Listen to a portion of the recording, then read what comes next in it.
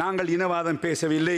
சில சில்லறைகள் கேவலம் பிரதேச சபைக்கு கூட போக முடியாத சில்லறைகள் எல்லாம் குப்பைகள் எங்களை பற்றி இனவாதிகள் சொல்லுகிறார்கள். நீங்கள் இவ்வாறான ஆணைக்குழுக்களிலும் இவ்வாறான அமைச்சரவையிலும் எங்களுடைய உரிமைகளை விட்டுக் கொடுத்து எங்களுக்கு முஸ்லீம்கள் தேவையில்லை, யார் இருந்தாலும் பரவாயில்லை என்று சொல்லி தீர்மானித்து விட்டால் அடுத்த முறை வருகின்ற அரசாங்கங்களுக்கு முஸ்லீம்களை முற்று முழுதாக இந்த குழுக்களிலிருந்தும் அமைச்சரவையிலிருந்தும் நீக்கி தனியான தீர்மானங்களை எடுப்பதற்கான ஒரு சந்தர்ப்பத்தை நீங்கள் வழங்குகிறீர்கள். ஆகவே நீங்கள் எல்லோரும் அல்லாஹ்வுக்கு மறுமொழி சொல்லியாக வேண்டும். முஸ்லீம்களிலே அனுபவம் உள்ளவர்கள் அல்லது தகுதியானவர்கள் குவாலிஃபைடாக்கள் இதில் இருக்கவில்லை என்று அவர்கள் சொன்னார்கள். சில ஓலவல் கூட படிக்காதவர்கள் கூட, பாடசாலைக்கு செல்லாதவர்கள் கூட உங்களுடைய அமைச்சரவையில் இருக்கிறார்கள்.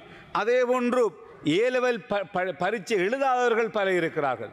அதே போன்று சாதாரண டிப்ளோமாக்களை முடித்தவர்கள் பலர் உங்களுடைய அமைச்சரவையில் இருக்கிறார்கள். ஆகவே இந்த முஸ்லிம் பாராளுமன்ற உறுப்பினர்கள் அவர்கள் படித்திருக்கிறார்கள், 3 பாஷையும் தெரிந்தவர்கள், நன்கு பட்டங்களை பெற்றவர்களாகவே நல்ல அனுபவமுள்ள ஒருவரை நீங்கள் நியமிப்பதில் எந்த பிரச்சனையும் இருக்க முடியாது. ஏனென்றால் இது முஸ்லிம்களுடைய உரிமை.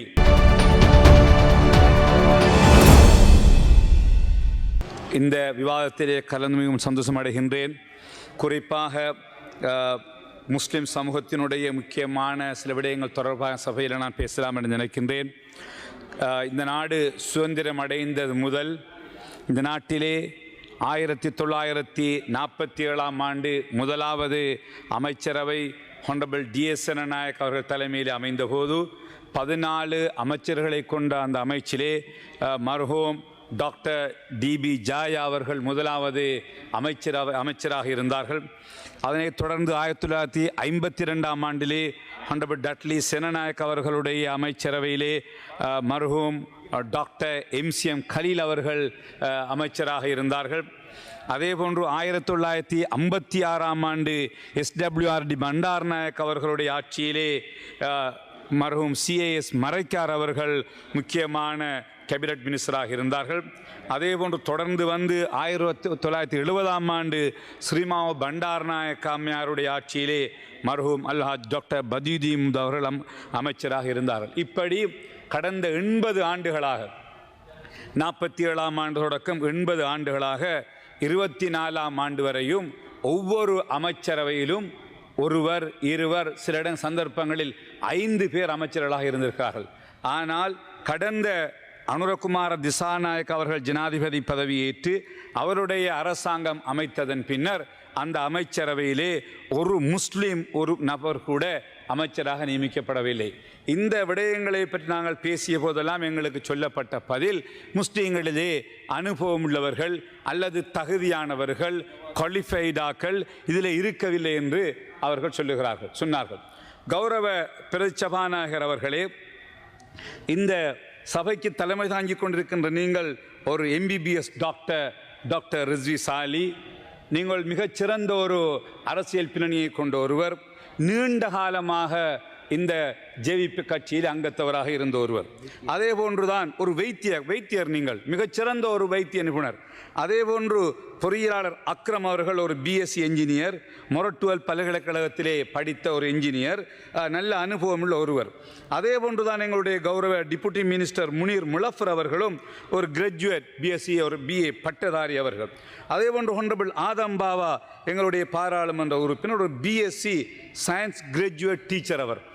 அதே போன்று ஹானரபிள் அஸ்லம் அவரும் ஒரு பட்டதாரி ஒரு ஆசிரியர். அதே போன்று அங்கிருக்கின்ற எல்லா அநேகமான பாராளுமன்ற உறுப்பினர்களும் 3 மொழிகளிலும் பேசக்கூடிய ஆற்றலுள்ள கல்வியிலே மிகச்சிறந்த பட்டங்களை பெற்றவர்கள். அதே நேரம் அவர்கள் சோமவன்ச அவர்களுடைய காலத்திலிருந்தே இந்த JVP கட்சியிலே இருக்கின்றவர்கள். ஆகவே இவர்களை விட தகுதியானவர்களை விட நாங்கள் உங்களுடைய இருக்கின்ற அமைச்சரவை எடுத்து பார்க்கின்ற போது சில ஓலவல் கூட படிக்காதவர்கள் கூட, பாடசாலைக்கு செல்லாதவர்கள் கூட உங்களுடைய அமைச்சரவையில் இருக்கிறார்கள். அதே போன்று ஏலவல் பரீட்சை எழுதாதவர்கள் பலர் இருக்கிறார்கள். அதே போன்று சாதாரண டிப்ளோமாக்களை முடித்தவர்கள் பலர் உங்களுடைய அமைச்சரவையில் இருக்கிறார்கள். ஆகவே இந்த முஸ்லிம் பாராளுமன்ற உறுப்பினர்கள் அவர்கள் படித்திருக்கிறார்கள், 3 பாஷையும் தெரிந்தவர்கள், நன்கு பட்டங்களை பெற்றவர்களாகவே நல்ல அனுபவமுள்ள ஒருவரை நீங்கள் நியமிப்பதில் எந்த பிரச்சனையும் இருக்க முடியாது. ஏனென்றால் இது முஸ்லிம்களுடைய உரிமை. கடந்த 80 வருடங்களாக நாங்கள் அனுபவித்து வருகின்ற ஒரு உரிமைதான் இந்த நாட்டினுடைய ஆக உயர்ந்த தீர்மானங்கள் எடுக்கின்ற அமைச்சரவையிலே ஒரு முஸ்லிம் ஒரு உறுப்பினராக இருப்பது. அந்த உரிமை மறுக்கப்பட்டிருக்கிறது. அதனைத் தொடர்ந்து பல குழுக்கள் நியமிக்கப்பட்டிருக்கிறது, பல ஆணைக்குழுக்கள், பல கமிஷன்கள், குறிப்பாக கல்வி அமைச்சிலே பல நியமனங்கள் இடம்பெற்றிருக்கிறது. ஆனால் அநேகமான குழுக்களிலும் அந்த முஸ்லிம் உறுப்பினர்கள் நியமிக்கப்படாமை மிக ஒரு கவலையான ஒரு சம்பவமாகும். அதே போன்றுதான் இறுதியாக இப்பொழுதோ எல்லை நிர்ணய ஆணையக்குழு நியமிக்கப்பட்டிருக்கிறது. இந்த எல்லை நிர்ணய ஆணைக்குழு என்பது ஒரு முக்கியமான ஆணைக்குழு. கௌரவ சபாநாயகர் அவர்களே, இது இந்த நாட்டினுடைய பாராளுமன்ற தேர்தல்கள் வருகின்ற போது எல்லைகளை பிரிப்பதற்காக ஜனாதிபதியால் சட்டத்தால் நியமிக்கப்படும் ஆணைக்குழு. அந்த ஆணைக்குழுவும் சுதந்திரம் கிடைத்த நாள் முதல் இன்று வரையும் 25ஆம் ஆண்டு வரையும் அந்த குழுக்களிலே 3 பேர் இருப்பார்கள். சட்டப்படி ஒரு முஸ்லீம் தொடர்ச்சியாக இருந்திருக்கிறார். 1959ஆம் ஆண்டு கவர்னர் ஜெனரல் நியமிக்கின்ற போது MA சத்தார் மரைக்கார் என்கின்ற ஒருவர் அந்த குழுவிலே இருக்கிறார், 3 பேரிலே. 1974ஆம் ஆண்டு ஷாகுல் ஹமீத் முகமது ஜுபைர் என்பவர் அன்று ஜனாதிபதியால் நியமிக்கப்பட்டு அந்த குழுவிலே இருக்கிறார். 1988ஆம் ஆண்டு அப்துல் மஜீத் முகமது ஷஹாப்டீன் AMM ஷஹாப்டீன் அவர் அந்த தேர்தல் ஆணைக்குழுவிலே இருக்கிறார். அதனைத் தொடர்ந்து கடைசியாக இருந்த குழுவிலே முன்னாள் செயலாளர் ஷேக் அமீர் அவர்கள் இருக்கிறார். இப்படி 80 ஆண்டுகளாக இந்த நாட்டினுடைய நான் இந்த முழு தகவல்களையும் நான் இந்த சபையிலே ஒப்படைக்கின்றேன். கௌரவ சபாநாயகர் அவர்களே, இந்த யார் இந்த குழு எப்பொழுது நியமனம் எல்லாம் என்னிடத்திலே இருக்கிறது. 80 ஆண்டுகளாக நாங்கள் அந்த உரிமையை அனுபவித்து வருகிறோம்.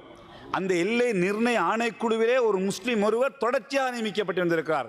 ஆனால் இந்த ஆட்சியில் மட்டும் ஜனாதிபதிகள் 3 பேரை நியமித்த போது 2 சிங்கள சகோதரர்களையும் ஒரு தமிழ் சகோதரர் நியமித்திருக்கிறார். ஒரு முஸ்லீம் அந்த முதல் தடவையாக ஒரு முஸ்லீம் நியமிக்கப்படாமல் வேறு இனத்தைச் சேர்ந்த இடத்துக்கு நியமிக்கப்பட்டிருக்கிறார். அது தொடர்பிலே நான் நேற்று முன்தினம் பாராளுமன்றத்திலே கேள்வி எழுப்பிய போது கௌரவ பிரதம அமைச்சர் அவர்கள் த குவாலிஃபைட் பர்சன்ஸ் இல்லை, தொழில்நுட்பம் தொடர்பான ஆட்கள் இல்லை, ஆகவேதான் அவர்களை நாங்கள் நியமிக்கவில்லை என்று அவர் சொன்னது மிகவும் கவலையாக இருக்கிறது. ஏனென்றால் இந்த செய்திகளை வெளியிலே கேட்பவர்கள் அமைச்சரவையில் இருப்பதற்கு முஸ்லிம்களுக்கு தகுதி இல்லை, இந்த எல்லை நிர்ணய ஆணைக்குழுவிலே இருப்பதற்கு முஸ்லிம்களுக்கு தகுதி இல்லை என்ற ஒரு பிழையான செய்தியை கொடுக்கும் கௌரவ சபாநாயகர் அவர்களே. உண்மையிலேயே தேர்தல் திணைக்களத்திலே வேலை செய்கின்ற மிக சிரேஷ்ட உத்தியோகத்தர்கள் வேலை செய்தவர்கள் முஸ்லிம்கள் இருக்கிறார்கள். அதே போன்று ஜியோகிராஃபி அந்த புவியியல் துறையிலே, ஏனென்றால் புவியியல் துறையைச் சேர்ந்த ஒருவர் நியமிக்கப்பட வேண்டும். இப்பொழுது நியமிக்கப்பட்டவரை விடவும் அனுபவமுள்ள பேராதனை பல்கலைக்கழகத்திலே பேராசிரியராக கடமையாற்றிய பேராசிரியர் நௌஃபல் அவர்கள் இங்கே இருக்கிறார்கள். அவர் ஒரு மேப்பிங்லே இலங்கையிலே one of the expert, digital மேப்பிங்லே அவர் செய்த ஒருவர், பேராதனை பல்கலைக்கழகத்துடைய சிறந்த ஒரு பேராசிரியர், அப்படியானவர் இருக்கிறார். அதே போன்று நிர்வாக உத்தியோகத்தர்கள் என்று வருகின்ற போது முன்னாள் செயலாளர் சிரேஷ்ட கடைசியாக கடந்த 2-3 மாதங்கள் வரையும் விஞ்ஞான தொழில்நுட்ப அமைச்சினுடைய செயலாளர் கடமையாற்றிய ஷேக் நபவி அவர்கள் இருக்கிறார்கள். முன்னாள் இந்த ஆணைக்குழு கடமையாற்றிய செயலாளர் அமீர் இருக்கிறார். இப்படி பலர் இருக்கிறார்கள். ஆகவே தகுதியானவர்கள், 3 பாஷையும் தெரிந்தவர்கள், மிக தெளிவானவர்கள் இருக்கின்ற போதெல்லாம் ஏதோ ஒரு காரணங்களை சொல்லக்கூடாது. இது எங்களுடைய உரிமை. 80 வருடங்களாக இந்த சமுதாயம் அனுபவித்து வருகின்ற உரிமை. இது நாங்கள் எந்த காரணம் கொண்டு விட்டுவிடக்கூடாது. ஆகவே கௌரவ சபாநாயகர் அவர்களே, நாங்கள் இது தொடர்பிலே ஏதாவது நாங்கள் இந்த விடயங்களை பற்றி பேசுகின்ற போது நாங்கள் இனவாதிகள், இனவாதத்தை பற்றி பேசுகின்றோம் என்று எங்களை பார்த்து சொல்கிறார்கள். நாங்கள் இனவாதம் பேசவில்லை. ஒரு இனத்தை பற்றி, ஒரு இனத்திலே பிரச்சனையை பற்றி, ஒரு இனத்துக்கு இருக்கின்ற உரிமையை மறுக்கின்ற போது அதை பேசுவது எங்களுடைய கடமை. எனக்கு வாக்களித்த மக்கள் எனக்கு சொன்னதெல்லாம் உன்னுடைய சமூகத்துக்காக நீ பேசு, முடியுமான ஒரு சமூகத்தில் உரிமைகளை பெற்றுக்கொள்வதற்காக நீ போராண்டுதான் எங்களுக்கு வாக்களித்திருக்கிறார்கள். ஆகவே எங்களுடைய கடமை. ஆகவே கௌரவ சபாநாயகர் அவர்களே, அரசாங்கத்திலே இருக்கின்ற முஸ்லிம் எம்பிக்கள், இது நீங்கள் இருக்கிறீர்கள், நாங்கள் கடந்த ஆண்டுகளில் இருந்தோம், நாளை இன்னும் வருவார்கள்.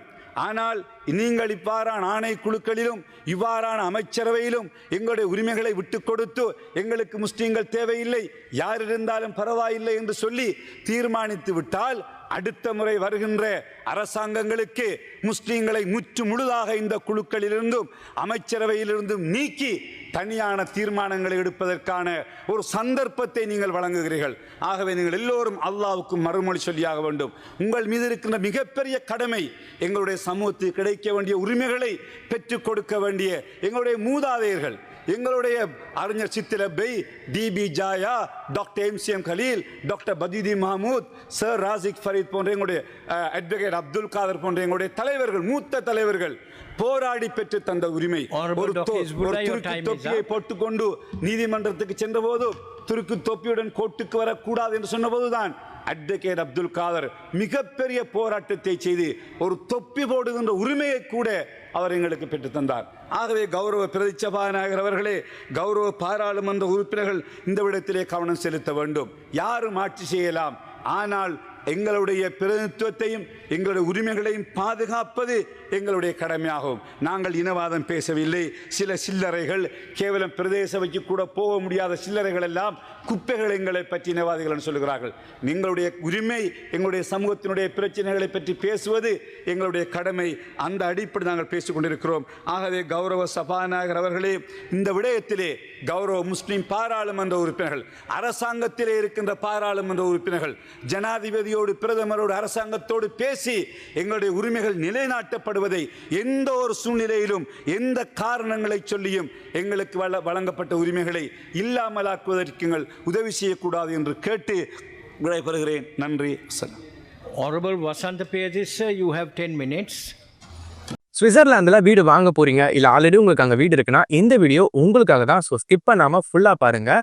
ஒரு மனிதனுக்கு வீடு அப்படிங்கிறது ரொம்பவே அத்தியாவசிய தேவை. அத்தியாவசிய தேவைகளில் முக்கியமான பங்கு வகிக்கிறதே இந்த வீடு தான்.